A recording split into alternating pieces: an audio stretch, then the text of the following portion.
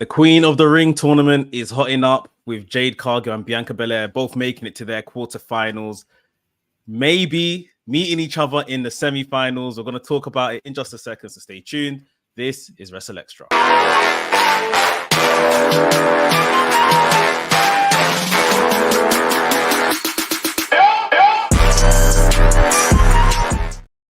Yo, yo, yo, yo, yo. This is WrestleXtra. I'm your boy, A Dazzle, the Black Wrestling Advocate. Always joined by my trios team, the Real House of Black, Mex, the WrestleManiac, if you will. Yeet. And we changed it. Okay. Yeah. All right. All right. And the omnipresent professor that is Gerard Bonner. I changed it a little bit because we move with the times, mate. You know, Yes. once it was yeah, now it's yes. We gotta keep with the times. You know what I mean? I'm hear it. Give the people what they want. Yes. King and Queen of the Ring has taken over WWE over the last couple of weeks. Of course, the last 3 episodes that we've seen on our TV, so Raw, SmackDown, and yesterday's Raw, have been consumed by King and Queen of the Ring, including live shows, of course. Mm-hmm. We've seen the advancements of Carmelo Hayes on the SmackDown side, Kofi Kingston beat Rey Mysterio at the live show. Phenomenal stuff. On the ladies' side, let's get into the ladies' pick first, actually, because this is all it got a bit confusing during the week. Mm-hmm. There were matches that we thought were going to be announced or were apparently announced via social media. Then come Wednesday or Thursday, I think it was, we saw the official matches that were announced that were completely different to what people saw earlier in the week. I don't know whether that stuff was official or not. No clue whatsoever. We've been hearing how people have been taken out because of injuries. Bobby Lashley was one. Zelina Vega was another one. It's all going a bit crazy in the kingdom of WWE to try and crown a new king and queen. But we saw that all of the big three were participated in the first round of the SmackDown side of the Queen of the Ring tournament. We saw Naomi take on Nia Jax. Jade Cargill took on Piper Niven. And Bianca Belair took on Candice LeRae. Jade and Bianca advanced. Naomi, unfortunately, lost to Nia Jax. I'm gonna let you lot talk first before I spit my opinion, because it might get a little bit, Gerard, when you saw that these brackets had changed, for one, and then saw who was participating, and then of course we get to the results. What has been your thought process from that first initial bracket announcement to where we are now? Well, from the initial bracket announcement, certainly if we're referencing the big three, only Naomi was involved, which made sense to me because it seemed as though there were no champions, male or female, involved in this tournament, and that was okay with me. And given that, Bianca and Jade had just won the tag titles, it's hard to believe that was just barely a week or so ago. They won the tag titles, and it made sense. Okay, this gives Naomi that thing to do where she gets to potentially be Queen of the Ring besides the tag team champions, and the big three remain the big three. When it all changed by Wednesday or Thursday of last week, and all of a sudden Naomi's still in, but now Bianca and Jade are in, I went, what's happening here? Like, what is really happening? And there are a couple of things where you've got a proverbial rock and hard place in terms of, how people are presented and what could potentially happen. And I won't jump too far ahead, but I will say that it certainly made things very intriguing. And I think I mentioned this last week, that when I saw, certainly on the men's side and even on the women's side, the brackets and who was involved, it made me take King and Queen of the Ring very seriously. And the changes that happened before last Friday, adding Bianca and Jade, and putting Naomi against Nia, I just and the inclusion of Tiffany Stratton, I have to mention that as well. It became clear this is a pretty serious tournament. And so it definitely is. Now, in terms of the results, for one, we have to acknowledge Naomi and Nia had an amazing match. They really did. And the real challenge here is somebody had to lose. Like that's the challenge here. Somebody had to lose. You know, it wasn't like Naomi got dominated. It wasn't like Naomi put in a poor showing. But given all that Nia has done to return to WWE, it's hard to deny her either. So that was tough in terms of the pairings.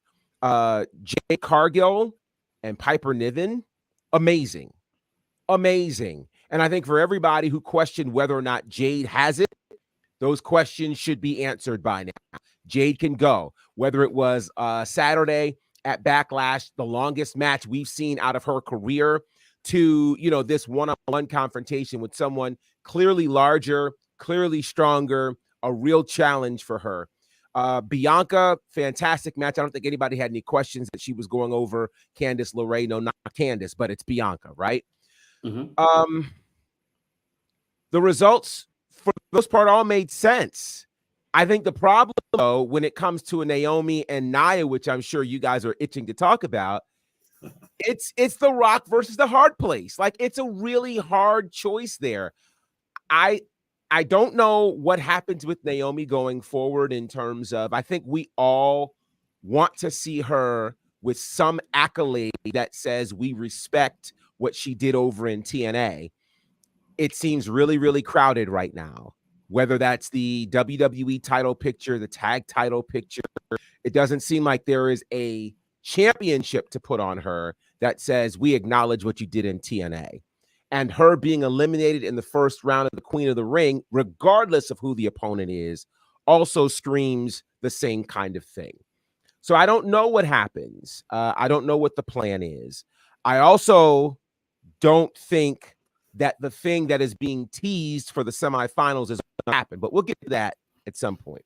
Either way, pretty exciting stuff for the start of the Queen of the Ring. I'm itching. Mex is itching. But let me say this. Let me say this before Mex starts to speak. So obviously, you know, when we heard of the news that Naomi was coming back to WWE, our first thought was exactly this: too crowded. What's she gonna do? Yes. Blah blah blah. Then WrestleMania came along. The big three happened, and we're like, oh, there's something for her to do. Then she had a match with Bailey, then ended up in a triple threat match. Oh, she's got something to do. She's going to stick around the picture. Then this happens. Now, it's not the be-all and end-all. It really isn't, but it feels like it is. It feels like it is. That's the problem here. You know what I think, though? And I know, Mex, it's you're up. But I think part of the problem here is our expectations versus hers. Yes. Oh, yeah. That's the problem here. Yeah, we want to see her treated the same way she was treated in TNA. And I still go back to, I said on this show, when she made the decision to come back, that it was going to take us 6 months to a year to figure out why she came back. And so we're still very much in that stage because of all of the things that were happening. Jade just came. Bianca's still on a great run. You know, all that's happening in the women's division. The question here, really, I don't think the question is WWE's creativity or WWE's booking. The question is, what does Naomi / Trinity actually want? Because I believe that she has enough seniority and respect to be able to not write her own ticket, but I'm sure somebody sat down with her and said, what would you like to do? They said, what would you like to do?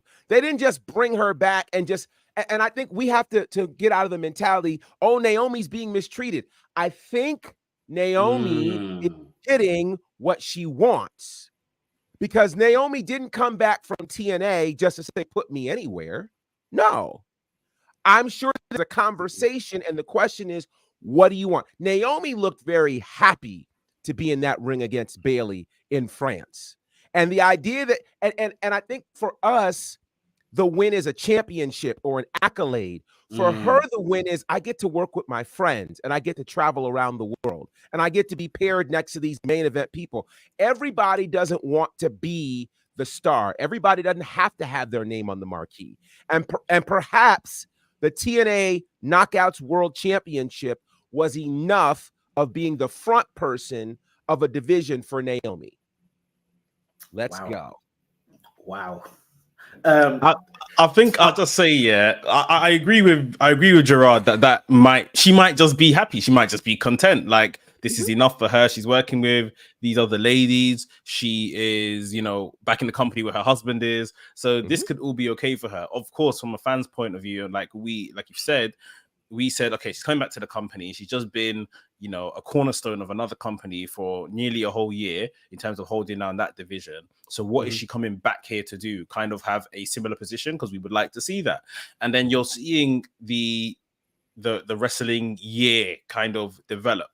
And you've seen Naomi get the opportunity at WrestleMania to shine, and she did so. And then you get a title match, following first pay-per-view out of WrestleMania. Didn't win, but that's an opportunity. Cool. You get to see Naomi be part of the Queen of the Ring tournament, unsuccessful. Right. Now, in terms of the wrestling calendar, you have one last opportunity of something this year, which is your Money in the Bank. Now, she could be, I think she'll probably be in Money in the Bank. I could see her comfortably in that. Her expertise, her athleticism, will see her be in that and be quite entertaining. Does she win it? That's another conversation. But as people that are fans, you want to see her kind of climb the proverbial ladder and, do all of those bits. You want to see her maybe be successful in the Money in the Bank. That would be interesting. She's never won that. And if she doesn't, then it's like, right, what is left of this wrestling calendar to achieve for the rest of the year? Now, granted, again, we're looking at accolades. There is a story brewing with the Bailey stuff and Bianca Belair. I truly believe they are doing something there. So maybe, again, it's just being happy and content with being involved, working with these women on TV, doing this particular story. And yeah, it may get to a place where she has to pick her side between Bianca Belair or the big three and Bailey, and then maybe that's her thing that she's happy to kind of cling on to. It is still early days in her return to WWE. What, hasn't been 6 months yet, has it? Nope. So yeah, but I resonate with fans that, yeah, like, she was champion over there, let her come over here and let's see what she can do. But it looks like these opportunities are passing her by. I feel as though the reason why we're talking where we are talking today is because we had the number one contenders match, because we had the championship match at Backlash. I think if there was nothing since, probably even since WrestleMania, I was going to say Royal Rumble, but probably even since WrestleMania, our minds would still be in this place of, well, there's still 3 or 4 months to go before we can do the whole 6-month assessment and yada, yada, yada. Now it's like you've hung the carrot in front of us and it feels like you've taken it away again. And I think for me, that's what it is at this moment. But going back to what Gerald was saying, which just had me baffled and like, oh yeah, it makes sense. But it's crazy when you see, we all work and we've been in these kind of like the corporate space and all this kind of thing. And there are more than enough people who are very good at their jobs, but would hate to be the manager. Right. Would hate to be the supervisor, would hate to be the one with the responsibility. Right. And I'm not necessarily saying Naomi hates, the thought of being a champion, but there comes a level of responsibility that maybe isn't appealing necessarily. You know what I mean? Maybe it's safer. But then at the same time, another argument comes with that is, even in that kind of workplace setting, when there's someone that's so good at what they do and they don't want to be manager, you're like, but you're wasting your talents here. You're wasting your potential. Can that question be asked of Naomi if it is the case where she's kind of just happy working with her friends, which is great. Obviously, it wasn't happening in TNA. It hasn't, it's what she wanted before her and Sasha left, and she's kind of ticking the box that wasn't there before. But can if that is the case, can it be questioned of her ambition? No. And I'll tell you why. I think one of the things that we all forgot was, what was Naomi's WWE career like before she went to TNA? If you look at that versus what we're looking at right now, you would easily say that what's happening right now is far better than her previous WWE career. So for her, the answer may have been, I want to be in the main event picture. I want to be in the conversation around the championship. I don't have to be champion, but put me in the conversation. That's happening. She has had nothing but marquee matches. She's been in the conversation hovering around the championship or the main characters. You know, she's been that. So I don't think she's wasting her time. She's held championships before in WWE, whether it was the SmackDown Women's Championship, which she won at a WrestleMania, whether it's tag team gold. You know, at this particular stage of her career, the question is, okay, well, what would you like to do? And maybe the answer for her is, I want to work with top talent. I want to help develop new talent. She's now in the position of the OG. You know, when you look at the big three, they recognize her as the OG.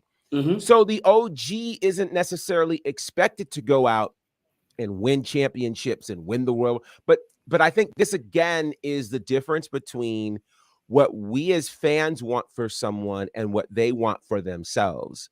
And I really think she's not wasting her talent, because her years of experience now puts her in the position to do what perhaps she didn't have done for her, which was to have a veteran walk alongside her and say, here are the do's and don'ts.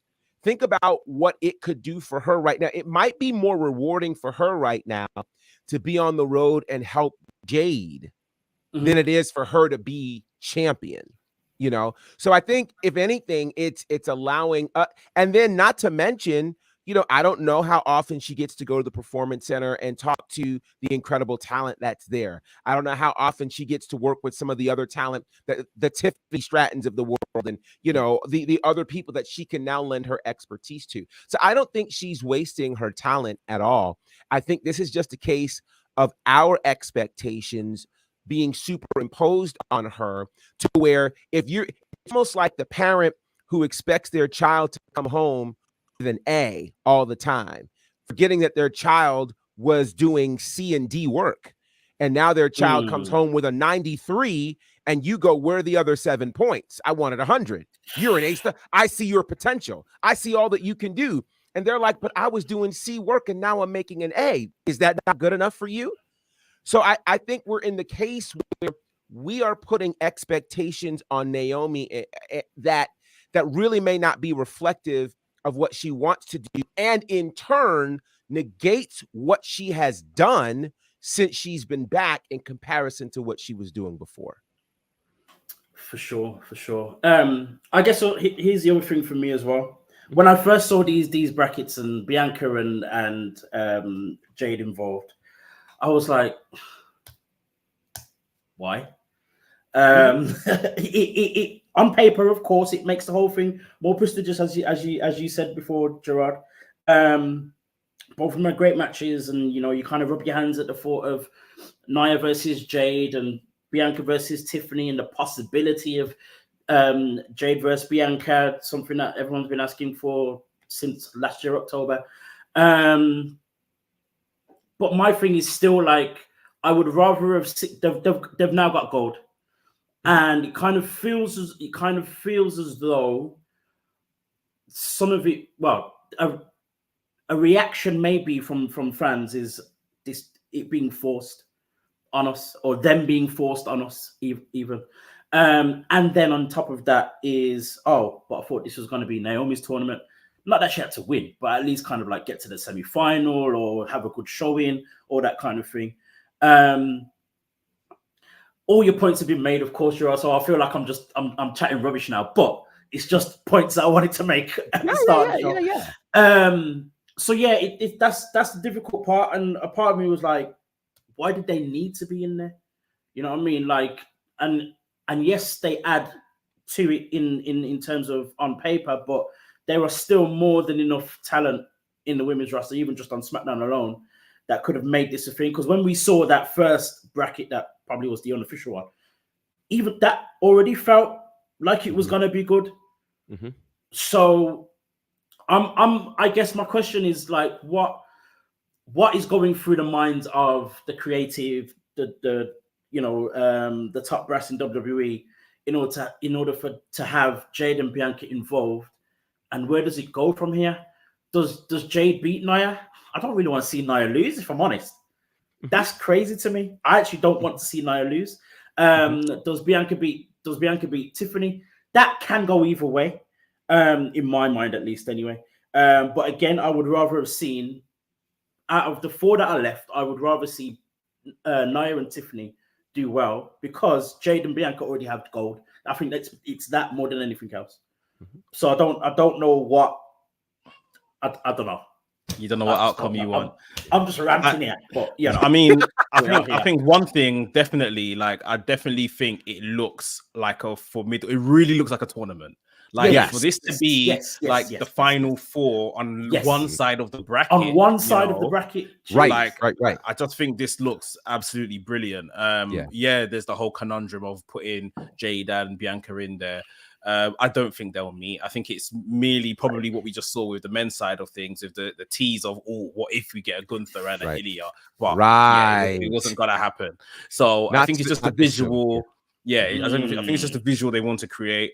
I definitely do think Tiffany or Nia Jax as Queen of the Ring would be something. I think it would really be really good. At the same time, I really do have an inkling that Jade is winning this entire thing.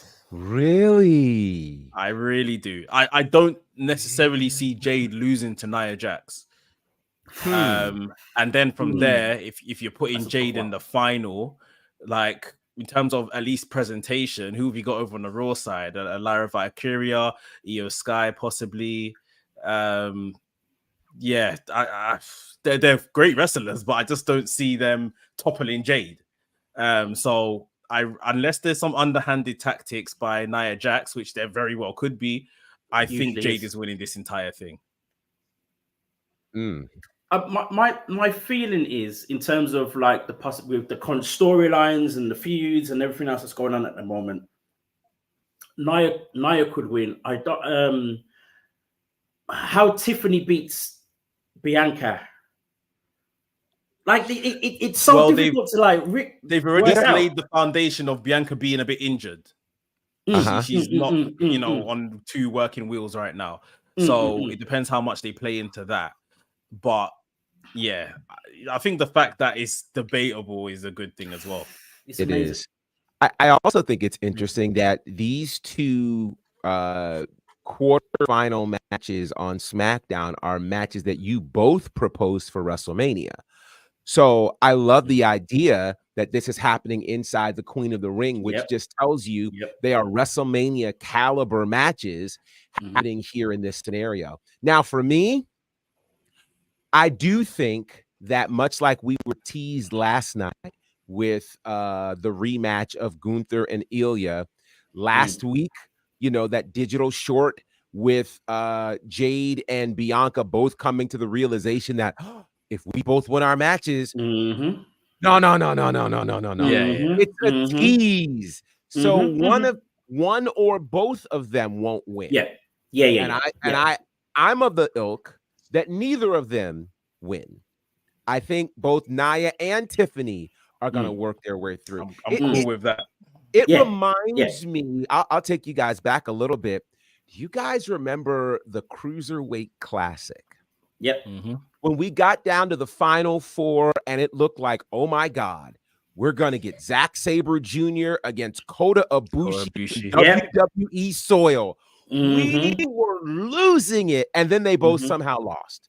And so I think that's what we have, because this is clear. Jade versus Bianca is obviously a WrestleMania caliber match. That cannot happen inside of the Queen of the Ring. Just cannot. It cannot. So, I think they both lose, and perhaps someone perhaps involved in a tag team finds a way to interfere and cost them. And now we get into a tag team title situation because they don't have number one contenders. We haven't even heard an acceptance speech in the ring from these tag team champions. So something's got to go down. I do think that if one of them were to win, it's going to cause some degree of tension between the team, which I think is too early for. So I think they both lose. And we all sit back and go, this is amazing.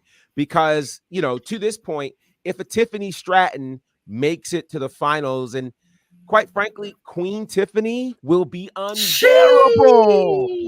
Unbearably brilliant. Yes. Unbearably brilliant. And so if that happens, then you have to imagine now, you know, you've got Money in the Bank potentially open for Naomi. Because I think a lot of people thought if this doesn't happen for Tiffany, Tiffany wins Money in the Bank. And then not to mention, we haven't even talked about the Raw side, but the Raw side looks rather insane as well. You know, the showing that Lyra had last night, EO reestablishing her dominance. Like, this is beautiful. This is absolutely beautiful.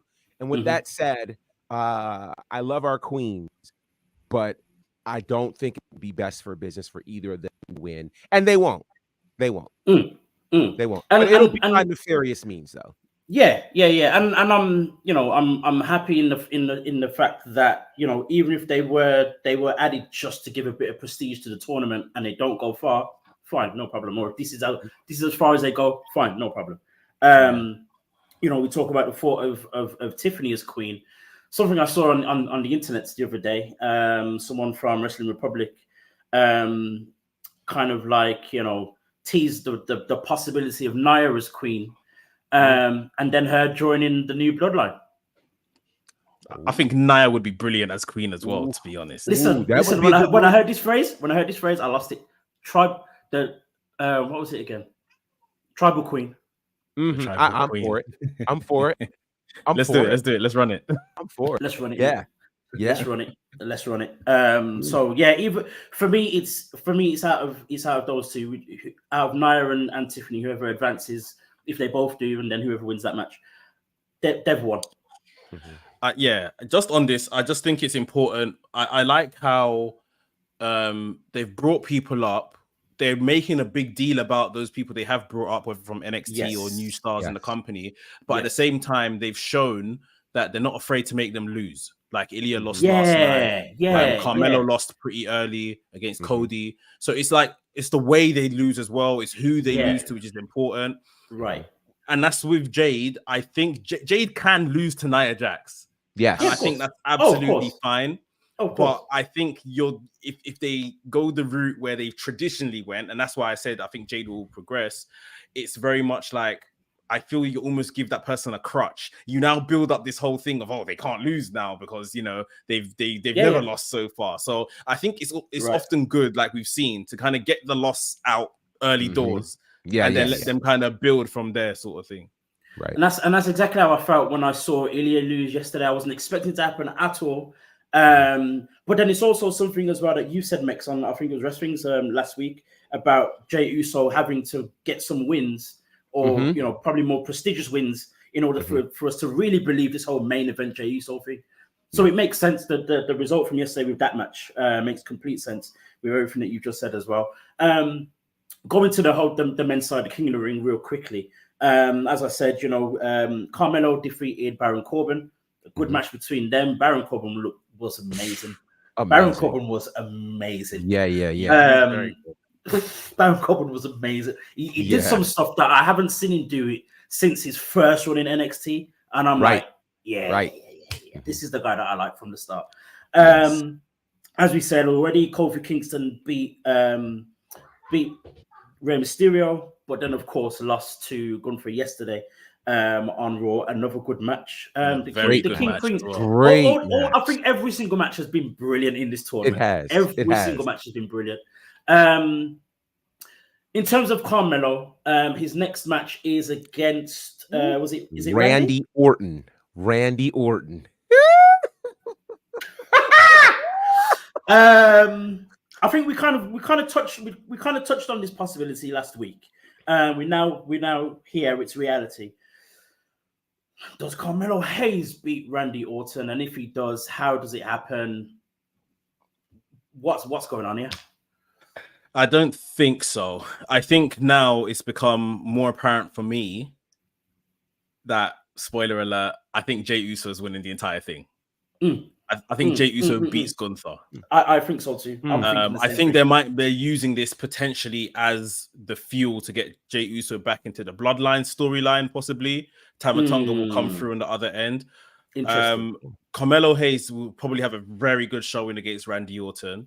I did think Randy Orton might make the final just because it's Saudi Arabia. The way it seems like they have a hand in creative and they want to see these big names on their show. So I still kind of think that's a possibility.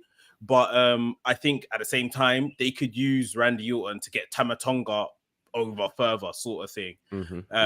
So yeah, I do think we're probably looking at a Jey Tama final. Maybe Jimmy gets involved to help Jey win. But yeah, I think the next big scalp for Jey Uso is Gunther. He's beat Ilya, he's beat Gunther. Okay, now everyone sit up and pay attention, sort of thing. This is the guy we've been calling main event. And I'm still thinking about that little moment Jey Uso and Paul Heyman had at Backlash. He's like, you know, help me, sort of thing. And that might come into play. But I think Carmelo Hayes is, you know, he had a really good showing against Corbin. I think, again, losing to Orton isn't a disgrace or anything like that. You know, and the way Orton wrestles matches these days, Carmelo could dominate for the entire thing and just get hit with a RKO out of nowhere and it's done. Sort of thing. True. So I think that's cool. So yeah, I want to see that match. It's a Friday, right? They're doing that. It is. Nice. We've seen Carmelo offer a few favors already. Bobby Lashley being one of them. Unfortunately injured. Of course, you know, Corbin had a few words to say. I think it was before their match as well. Again, if Carmelo loses, Gerard, what's the next thing for him? Or, you know, do we have to worry at all about what's next for Carmelo Hayes? No worries at all. I mean, he is cemented. There's no ifs, ands, or buts about it. Your first night on the brand, you challenge the world champion. And you're fighting the world champion, and then they now hand you Randy Orton. Like you are made, you know.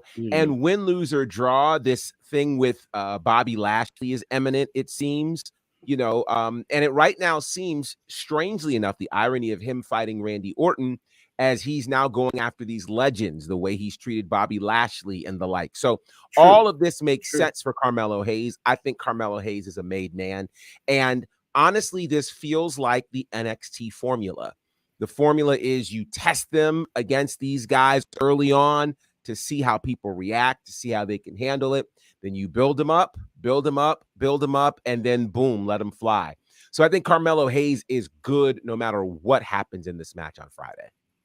The beauty of you know, the likes of a Carmelo Hayes, a Bron Breakker, even Ilya as well, coming up from NXT.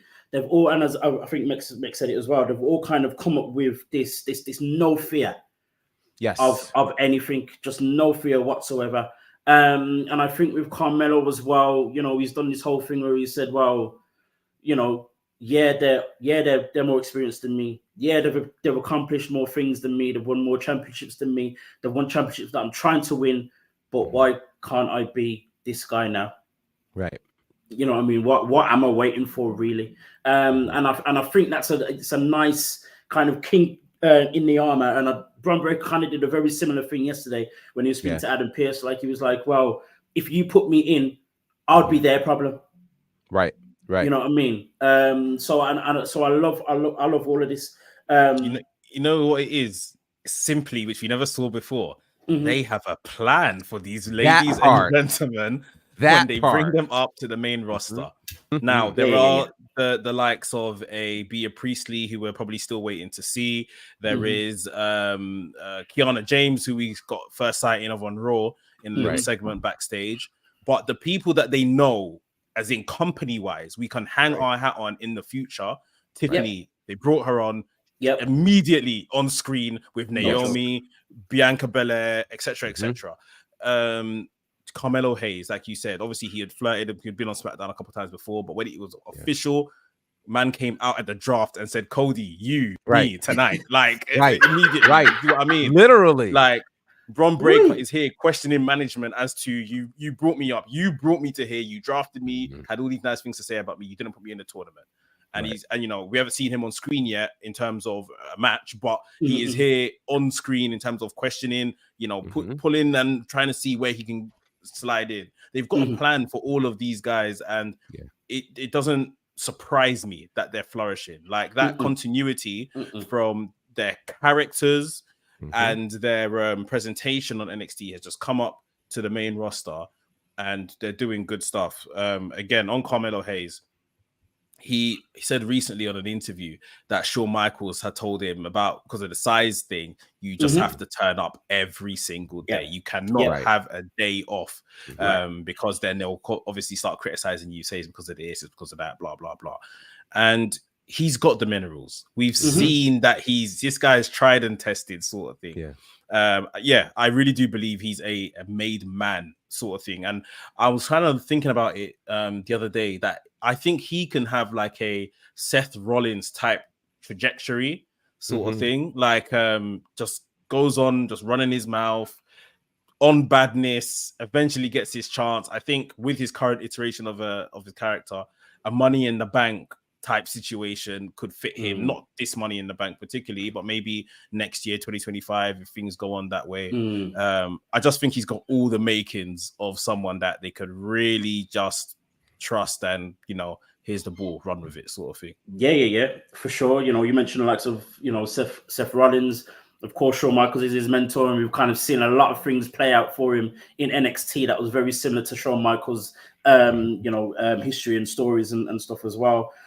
Gerard mentioned his next opponent in Randy Orton, the whole legend killer thing as well. Like that could even be a thing for him as well. It would make a lot of sense. And his attitude, his brashness, his confidence, he's going wherever he wants to go, to be fair. And he's ready. Another person that moved up from NXT is Alicia Taylor, the ring announcer. It was her official first show on SmackDown as the SmackDown ring announcer. It's not the first time she's been on SmackDown, but this is the first time as the official SmackDown ring announcer. Gerard, you know Alicia. You've met Alicia yourself. You're in a very similar space to her in terms of announcement, broadcasting, stuff like that. What are your thoughts and feelings when it came to, one, the news, and two, to seeing her and hearing her announcing on SmackDown? The news was just amazing. It really, really was. She's been in NXT since 2019. And, I want to remind people that so often when we're talking about wrestling, we think that great wrestling presentation happens with the two men or the two women that are inside the ring. But it is so many other features that really makes it work. It's your commentary team, it's your production, it's your cameramen, it's your referees, and it's your ring announcers. They're the ones that are going to make it feel like a big fight feel when these men and women are coming to the ring. And that's what Alicia Taylor brings to the table. She's done that for NXT for the last 5 years. So all of the names you know and love have been announced to the ring and had their championships announced and all the things by Alicia Taylor. So when she got the news, it was massive. It was huge. And it meant so much to see her move to SmackDown, and even how the WWE treated it.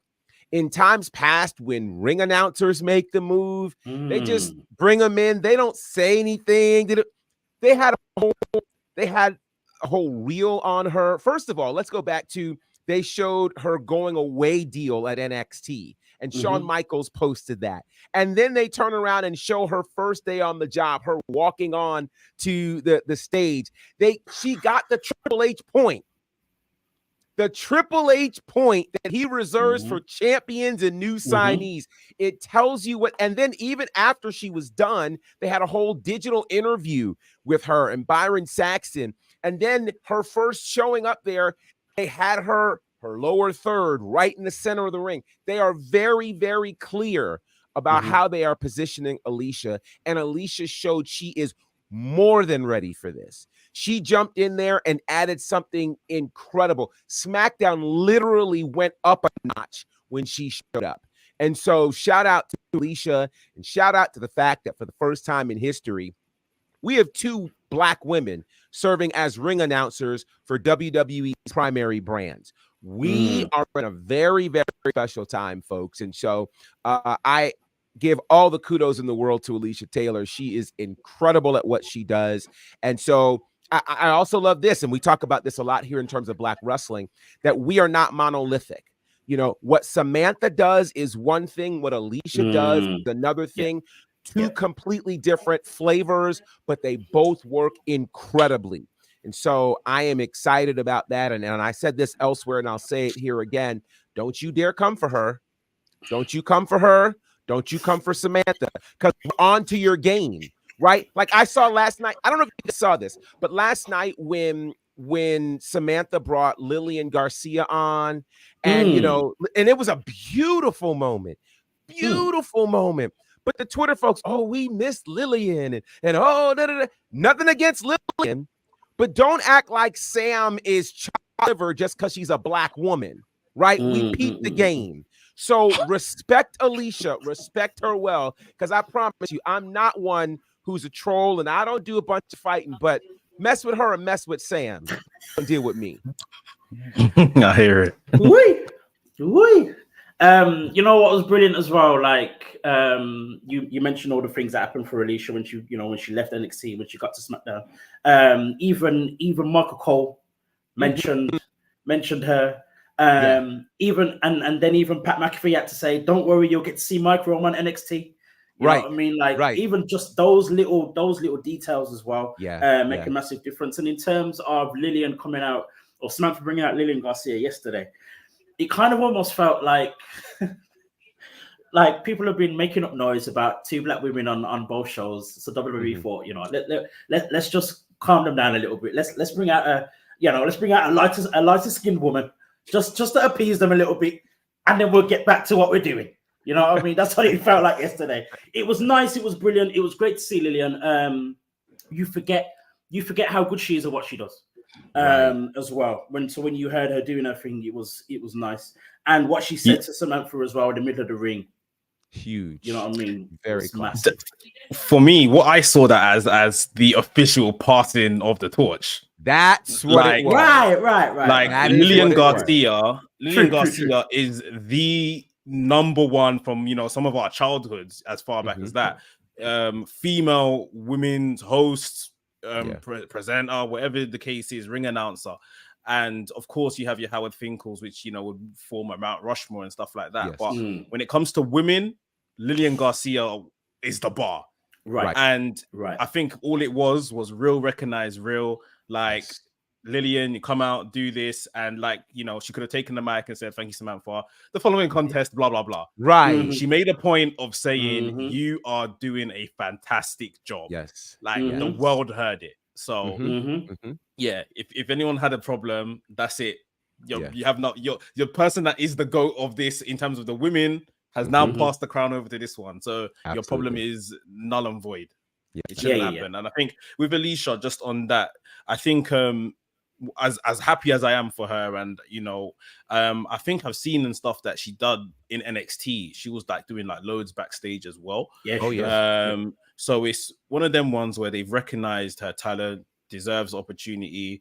Mike Roman's moving to NXT, and I think for me, what's just really cool is that as the way I was going to say this is going to sound a bit wrong, but with as Black people, we're now kind of, and I don't mean this in a negative when I say the word infection, but we're getting in and around wrestling more so than just in the ring, which I think is very important as well. So it's like we're spreading into different places. You know, we've now got commentary, I think has been quite developed, and obviously still has some way to go in terms of that, just for variety's sake. We now have, you know, women doing the ring announcing of a very high level. It's not like any kind of tokenism.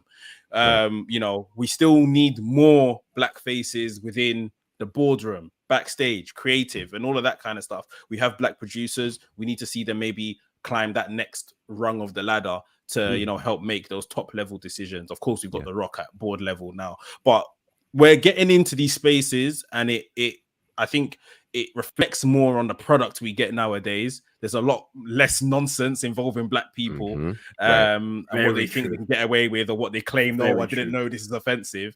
Yeah, we're just getting into more important places in the business, rather than it was just before. Oh, look at this big black guy. Let's put him in the ring, and he can be big and black and athletic and big and black. Like, you see what I mean? So it's important.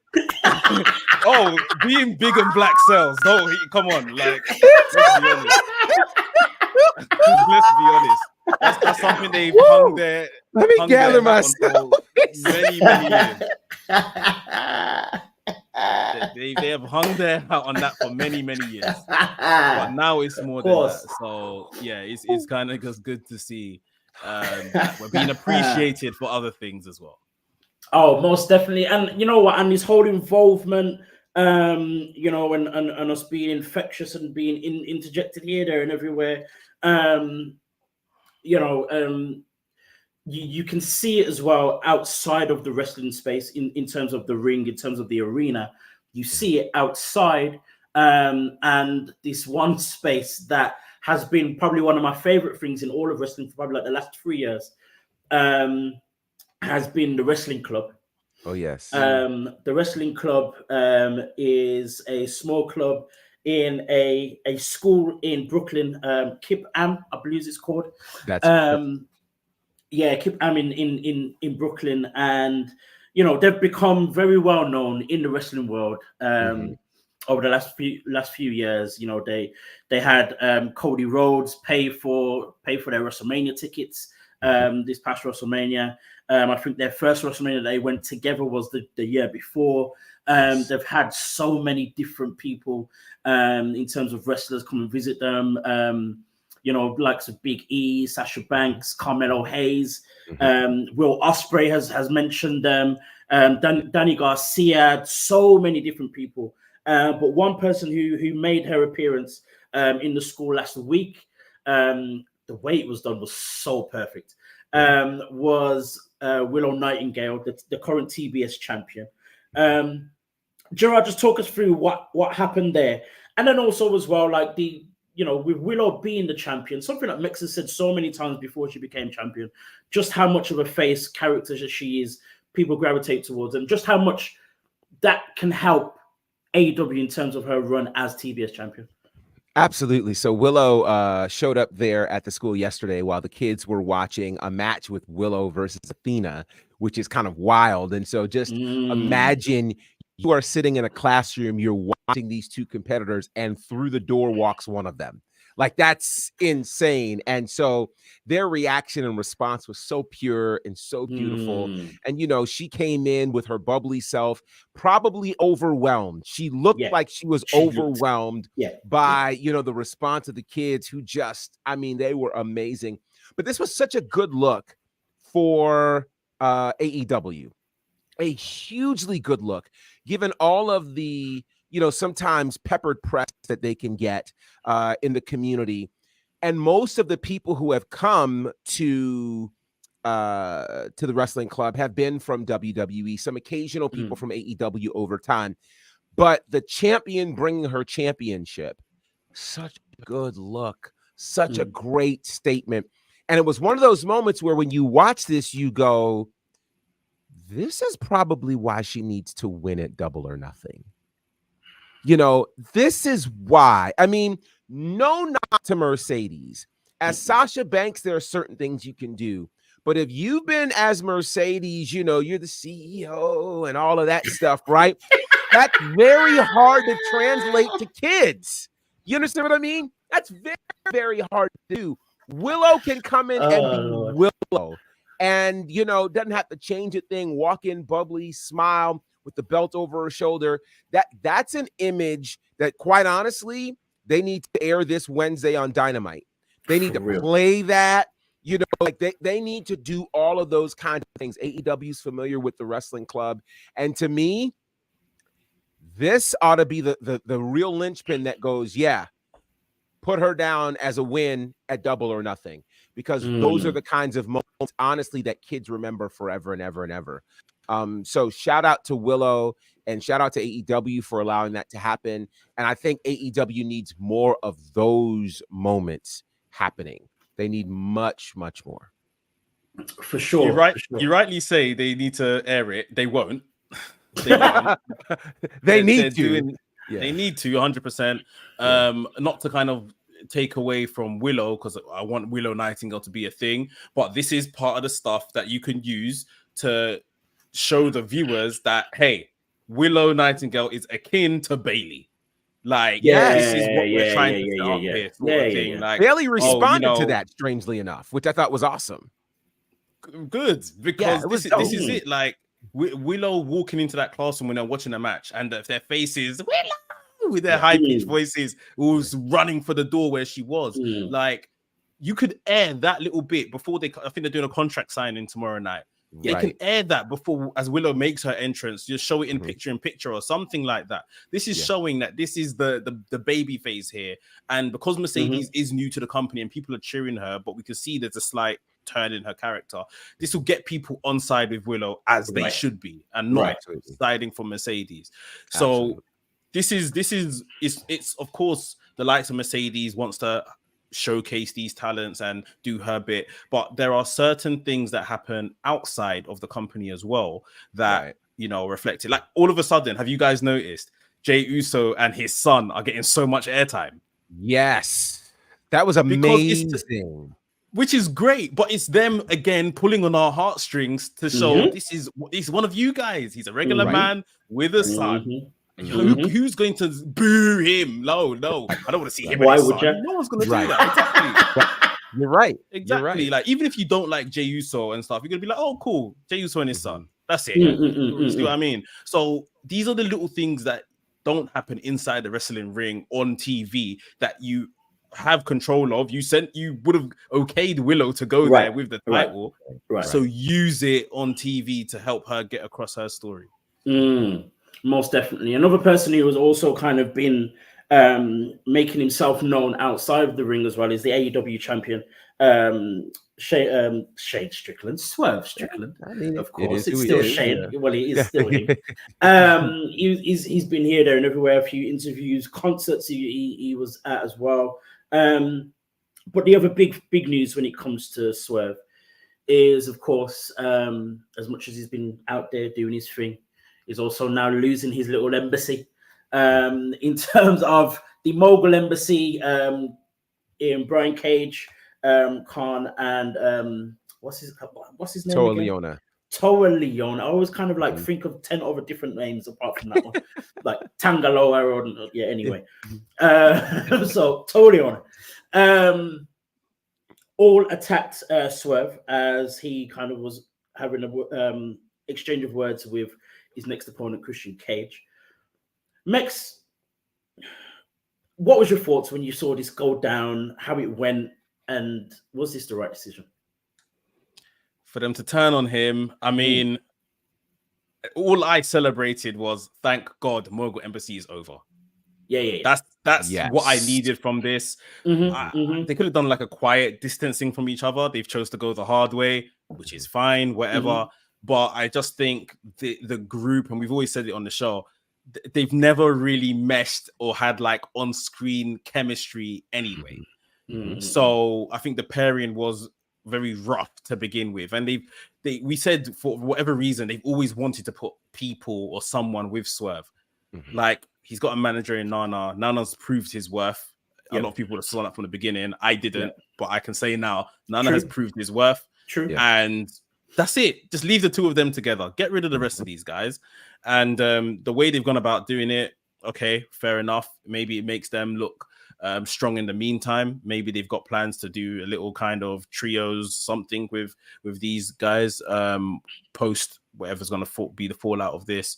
I think it's just one of these things that it's like, okay, we're getting Swerve's image together as AEW champion. Let's clear off some other stuff that he doesn't need, weights he's carrying, sort of thing, before we kind of get into his final form as champion. So, didn't care which way they went about doing this. I'm just happy they're doing it, sort of thing. Is my answer.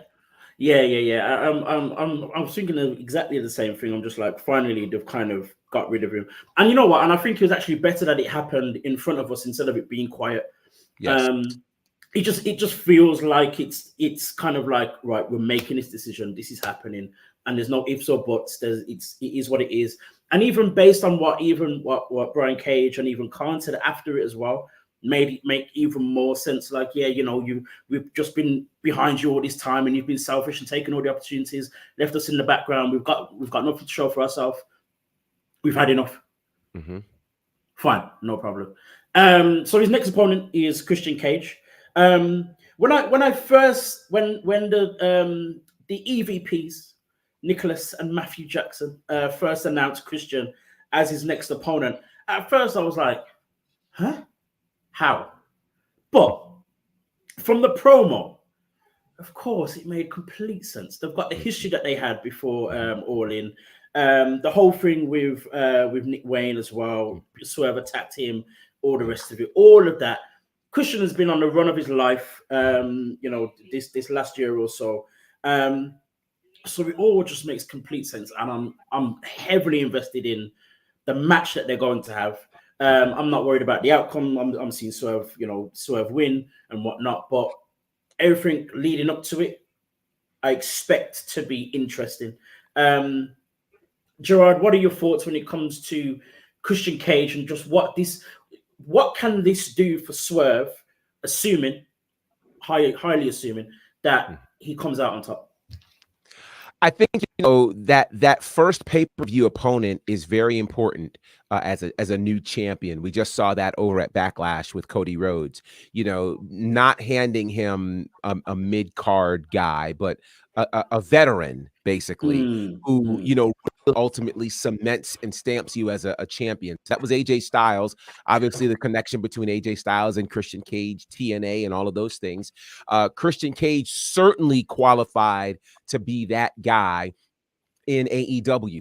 Plus, Christian is so polarizing that if there were people who were still on the fence about whether or not they're going to cheer Swerve, now they're going to cheer Swerve by default, which Swerve needs. I mean, Swerve never really had that moment where he's like, yes, I am a good guy, because his demeanor is the same, his entrance is the same, his activity in the ring is the same, so I think that combination of the Mogul Embassy breaking away and attacking him, Christian doing the things, that all serves multiple purposes. So I think this is going to be very, very good for Swerve to give him that strong, and I call it the first title defense, even though he's already had a couple of title defenses, but the first pay-per-view one at an event that represents the anniversary of All Elite. I think this is an important match for him. They don't have much longer to build it up, as they've got Wednesday night, then they've got Saturday, and then the following Wednesday, and then we're at Double or Nothing. So they don't have a lot, but AEW traditionally doesn't take a long time in their build-ups. So with that said, I think this is going to be good for him, a good first opponent, a good first win, a good first program that, depending upon how the match ends, it could run a little bit longer than Double or Nothing. But either way, it's a good move, I think, for everybody involved. Most definitely. I think, I was bamboozled as to think, why Christian? He's lost the TNT title at Revolution, and next time he rears his head, he's getting a world title shot. And you guys claim that you have a ranking system that you're using. And that was my biggest issue. But like you said, it makes total sense in terms of the story and stuff. And he's a very good first choice. I think subsequently, off the back of this, I would like to see the rest of Swerve's ghosts come to haunt him ultimately, because he said that, I've been a bad guy, I've done bad things. And if you can get, Christian at the pay-per-view, a TV defense out of maybe a Nick Wayne or something like that, maybe a TV defense out of AR Fox. Yes. Maybe we eventually get Keith Lee fit enough to, have a match with Keith Lee and to tie that all up. I like the fact that, you could, it's like what we saw with Bailey on SmackDown. You can turn to a babyface, that's absolutely fine. But I don't forget what you've done to me, sort of thing. Exactly. Like, what an idiot. So sure. I want my pound of flesh still, sort of thing. I got a question. I'm sorry. Do you think that the ghosts perhaps culminate with Hangman at All In. 100%. That's doable. Oh yeah. If that is what they do, that would make a hell of a lot of sense and would be amazing. You know, just the thought of, you know, him having matches against AR Fox, Nick Wayne, Keith Lee, you know, all of these for, you know, with the championship on the line, and as much as we would feel and expect and feel like we know the outcome in terms of Swerve winning every match, for it then to come back to Hangman. That's not a one and done type of situation. So that would kind of, you know, add to the intrigue. Him and Darby, if Darby gets fit, of course. True, that one as well. But yeah, the minute they put Ospreay in this international title picture, which surely he's going to beat Roderick Strong for, then Hangman was the direction. I think that's what they're gonna do. And I think that match is gonna be crazy. Yes. Speaking of new champions, first defenses and crazy directions. Trick Williams on NXT last week. Jeez. Can I just say, I was watching that. That was the opening segment of the show, was it? No, it's the middle of the show. Middle of the show. Yeah, middle of the show. When they met. Yeah, okay. Yeah. I thought I was watching a telenovela. Yes. I genuinely thought I was watching some high production. The only thing they're speaking English and not Spanish. Right. I really thought I was watching some Absolutely. soap opera, and the crowd were eating it up. Oh my god! When Lash called him babe, and the whole yes. Yes. I just think I was like, wow. Wow. You know, this whole, you know, what's in the envelope. I feel like I'm on Maury. By the way, Trick ain't the daddy. Right. Just that. Even the little things that Jakara was doing, like when Trick came in, and I think he kind of like almost like blew a kiss kind of thing, and she stopped it from getting to Lash and she threw it on the floor and started stomping on it, and Lash was like, "What are you doing?" Yes, I love the fact that Jakara is like that typical hater friend. Yes. No, she can't be in love. She can't like him, like of all people, sort of thing. Yeah. Right. I will say I did find the whole what's in the envelope thing very underwhelming. I thought we all had better ideas than what it turned out to be. But the segment was brilliant. Yeah. But you know what's crazy? Because even Trick addressed that whole kind of like, you know, like that's it. That's all you got. Yeah. He was like, huh? Is that it? Right. Just a picture. But again, it sets up nicely for Trick's first title defense, which looks like it's going to be against Noam Dar. You know, how do we see Noam Dar as a challenger? Is it the right way? Could have been someone else? Does it really matter? Like, how do we see Noam Dar as Trick's first title defense? It feels to me like we've got yet another theme here in this show. It happens every week. And the thread here is the experienced veteran being the first opponent for the brand new champion. In this case, it's Noam Dar. You know, Noam Dar in NXT, some people might forget how long he's been in this game. Former cruiserweight champion. He was involved in 205 Live. He was around with Alicia Fox. You know what I mean? Like, he's been around and people forget. So that by default makes him a veteran.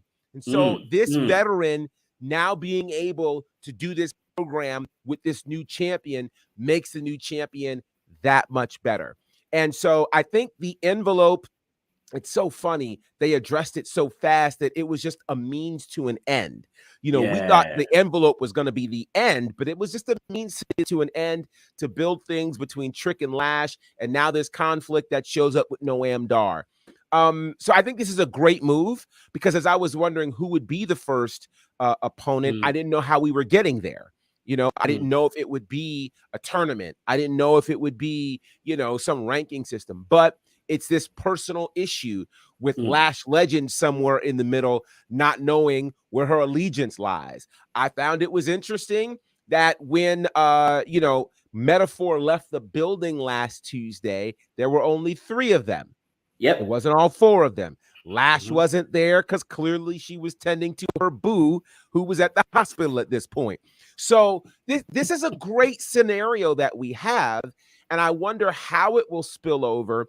And we'll be talking, I'm sure, about the North American title situation soon, but how it will spill over into that. Will her concentration be up to be able to be involved in this first match that she has tonight involving that? So you've got that story happening, the Noam Dar story happening, how this affects Trick Williams. Will he be focused enough in this match with Noam Dar eventually? So it's a great thing, and it's what NXT has always done well. They tell great stories, and now there are multiple moving parts, and I like this for Trick Williams and the NXT Championship. For sure, and I just think, you know, the feeling, the expectation, the anticipation of this Black Power couple on NXT. We all thought it was going to be Bianca and Montez in terms of inside the ring. Of course, they've done what they've done, and you know, we love them and their goals, and they've got their own show and all that kind of stuff. They're a power couple in that respect already, but to see a couple play things out in the ring, we may be seeing the first one with Trick and Lash. Let's talk just very, very, very quickly. Of course, we know about this whole Women's North American Championship. They've had a combine in order to kind of work out who's going to be in the match. The match is going to be a six-woman ladder match at NXT Underground, I believe. Battleground, that's the one. Underground is the match, isn't it? Yeah. Correct.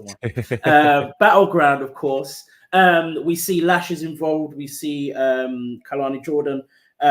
We see Miss Jackson as well. No, not even. Is it Carl Jackson's involved? Jada Parker's involved. Jada Parker's involved. So Ruka's involved. Like, the beauty of this whole thing is, again, this showcase and of the depth of talent within this NXT women's division. Mex, what are your thoughts in terms of the choice of using a combine to work out who's going to be taking part, and also a potential winner in your eyes? I really do like the combine idea, because it's taking it back to like the roots of, well, they are still in the performance center, they're developmental talents. We're going to use a level of athleticism, physical power, all of these kind of attributes to determine who should be still, you know, the 12, and then we're going to use that 12 in wrestling, back to wrestling, to kind of whittle down who should be in the actual championship match. So I think it's a really kind of cool and unique way, even though the combine still kind of shown those main characters and not really everyone that was involved, just who we're familiar with, who is fine. I think that this is Kalani Jordan's title. I don't see, I mean, there's a shout for Fallon Henley for myself, and I think Sol Ruka potentially, but I think it's Kalani Jordan. I think with her, she's come close many a time to, you know, whether it be the Iron Survivor or like all these other kind of matches to kind of give her that kind of the breakout tournament, all of that kind of thing. I think she gets across the line with this because, you know, it's kind of it's funny that they're a couple, her and Carmelo Hayes, because I think she's very much following those kind of footsteps that he kind of laid out, and her level of performance as well. It screams someone that should probably be in the world title picture or the NXT women's title picture. Obviously Roxanne's got that for now, and she could face her, but I think this is time to kind of give her a title and then let her run with this for a bit. Gerard, your predictions and who could win? I actually see this around a Sol Ruka. I think Sol Ruka, you know, had she not had the injury, she would have already been in the NXT women's title picture. But now that she's back, you know, and she seems to be super, super solid. She was number 1 on the combine.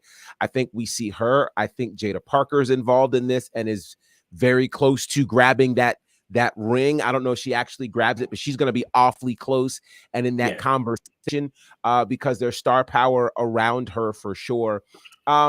And I think we cannot ignore, if we're going to call them a power couple, she needs a belt, and that is Lash Legend. And I think after what Lash Legend did, you know, going all the way back to that big body slam that she had on Otis, and then she turned around and killed it in the Iron Survivor match. You know, she hasn't had another big breakout moment like that, but she's been continuing to be consistent in the ring. I think this could be her time. For me, in terms of Lash, I don't think it's going to happen straight away. I don't think it's going to happen. I don't think it's going to be the first one. I think we kind of need the whole thing to develop between her and Trick first, and for her to kind of move away from Metaphor, become a bit more of a face personality before she wins that championship. But I think Sol Ruka, Kalani Jordan, I didn't really think about. I think she's going to come close, but after Mick said what he said, I'm like, you know what? It makes sense. It makes a lot of sense with the history and what she's already come close too many times. Exactly. It's all of that. It's all of that. She's still young in this. But that's part of the point. Yeah, of course. It's part of the point. Getting close again. Yeah. Like I said, I mentioned her Soruka, Fallon Henley, especially because of Fallon Henley's recent change of character. I think it's between those three. Right. I think it's definitely between those three. Right. And the other person to mention as well is Mi Chin, who's made her way back to NXT as well. I think she's got a chance, mainly based on her moving back to NXT. You know, I think she's got a strong chance as well. But again, I just think that this whole thing just kind of, you know, magnifies the depth of this NXT women's division. And just one, it could be anyone's. I don't think I'd be upset with anyone winning it. Yeah, there's no one I'm thinking like, if they win it, what? Like, anyone could win it. I'll just add in quickly, if you don't mind. Go. You see Jada Parker. I think they've put her on TV, and she's caught fire how Bianca Belair did in NXT. I don't think they expected her to be this good and kind of this ready so quickly. Right. I agree. And the crowd to be so behind her as well. So I hope, you know, because the Bianca thing was painful. Bianca was a very good character in NXT and never won nothing. But, you know, main roster was given all the stardom. But I don't know if that's going to be Jada Parker's story. But I just feel like they're almost, I feel like they're putting a leash on her. Like, oh, hold on, boy. Like, we don't want to let you off the leash just yet. But like, she's ready. Like, she's really ready to go, which is a good thing. That division, like, I've never been an advocate for more belts, but that division needs it because there's too much talent. That women's division, especially, is so strong. It's crazy. Yeah, it's amazing. You got to even think like the likes of Ariana Grace. You know, she's brilliant. Yeah, she's so good. That segment with her and Chelsea Green. Chelsea, oh my gosh. Oh gosh. Jeez, just too good. Like there's so many of them that are involved that, you know, it could be anyone. And it doesn't include who we haven't seen on television yet. You know, there is Layla Diggs, who is formerly Brie Covington, who was in that whole next gen situation.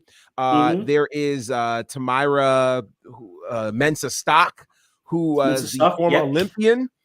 She was actually featured on the combine as well. Like, so you've got a whole wealth of talent. There's Ren Sinclair, who is just kind of squeaked into the top 12. It's deep. It's deep. It's deep. And this is great. It is. So it doesn't feel like this belt is kind of just come out of nowhere. There's a reason for it, and there's and you can see longevity in it as well. At the same time, unlike maybe like a 205 championship that we had before, 24/7 was the 24/7. The speed one, you can kind of question that at the moment as well. But with this one, you're like, this makes complete sense. It's needed. It's going to be here for a long time. Let's go. Gosh, we could be talking for forever, but we have gone well over our time this week. How we managed to didn't even fit in everything either. No, we didn't. Usual. But anyway, our time is gone, guys. You have been watching the WrestleXtra on the WrestleManiac UK YouTube channel. Don't forget to like and subscribe and to see when this guy Mex puts out all of his reactions to WWE, AEW, everything else in between. You can also find Mex with the Mandem on Restings as well. Don't forget to like and subscribe on their YouTube channel. You can find Mex as well on Gorilla Position. Find them on all things where you find your podcasts, as well as on Instagram, WWEGP. You can find Mex himself on Instagram, WrestleManiac UK, and WrestleManiac.UK. WrestleManiac.UK on Instagram, WrestleManiac UK on X. I get it. You can find this man, Gerard Bonner, here, there, and everywhere, including the Faction Show, his own show. You can find him on WWT Live every Monday, Wednesday, and Friday. You can also find him doing his commentary, broadcasting, and announcing for Arshay Wrestling. Jeez, go and check out their latest reel. A lot of big names, though. Oh my God! We'll talk about that card before that event actually happens. It's phenomenal. So you can find him doing his Arshay Wrestling, All Caribbean Wrestling, Southern Honor Wrestling, Turnbuckle Championship Wrestling, Nightmare Factory. Yeah, everything else in between. This guy's just everywhere, and I can't remember them all. And you can find me in one place. An important place. Of course, the most important place, Black There Wrestling it Lines is. on Instagram, and also every now and again, X, BWA Dazzle, if you can be bothered. But you can also find me right here every single Tuesday. Guys, don't forget, we will see you again next week. Peace.